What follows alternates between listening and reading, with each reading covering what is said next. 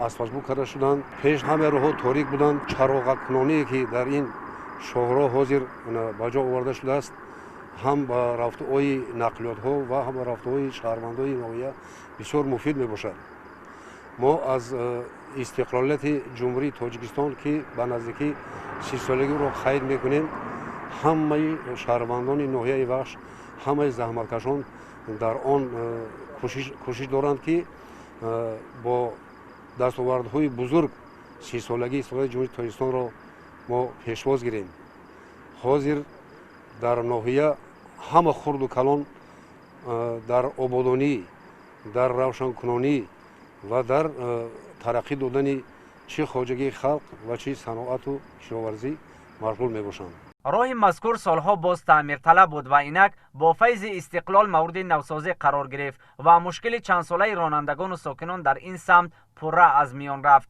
дар доираи мунфаршкунии роҳ ҳамзамон ду пули мошингузар бо дарозаи 12 ва 22 метр пурра навсозӣ гардида аз ду тараф бо панҷараҳои зебои рӯшноидиҳанда зиннат дода шудаанд. дар қитъаҳои гуногуни роҳ 20 адад истгоҳи замонавӣ низ гузошта шудааст.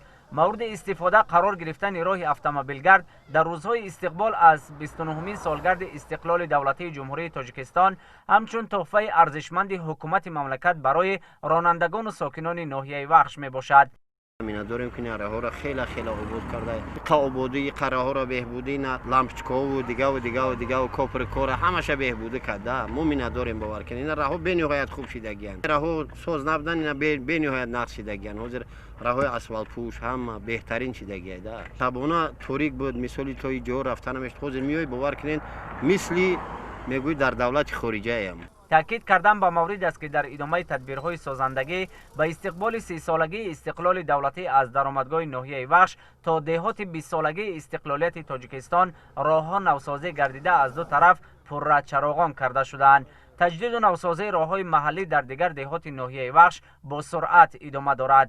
дар ҳудуди ноҳияи Вахш 237 километр роҳҳо мавҷуд аст ки аз ин 169 километраш дорои аҳамияти маҳаллӣ ва 67 километри дигарро роҳҳои дорои аҳамияти байналмилалӣ дар бар мегирад. тавре иттилоъ дода шуд дар доираи омодагиҳо ба 30-солагии истиқлоли давлатии ҷумҳурии Тоҷикистон ва солҳои рушди деҳот, сайёҳӣ ва ҳунарҳои мардумӣ дар ноҳияи Вахш то ба имрӯз 25 километр роҳҳо пурра таъмиру навсозӣ гардида дар асоси нақшаи ободониҳо боз 20 километри дигар мунфарш карда мешавад. дар саросари ҷумҳурӣ имрӯз корҳои ободонӣ идома доранд.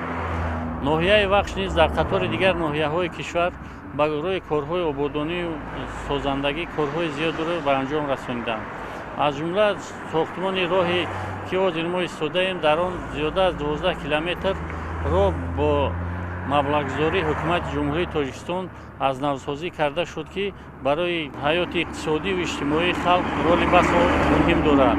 яке аз ҳадафҳои стратегии ҷумҳурии Тоҷикистон ин баромадан аз бумбасти коммуникатсионӣ мебошад ки ин сохтмони роҳҳои автомобилгард мебошад. таи зиёда аз 30 сол мешавад ки ин роҳҳо таъмири асосиро надида буданд ва маҳз бо шарофати тинҷу амонӣ, соҳибистиқлолӣ ва пойдории ваҳдати миллӣ имрӯзҳо ин роҳ таъмири асосиро дид. барои ҳаракатҳои воситаи нақлиёт ва боркашонӣ мусоидат менамояд.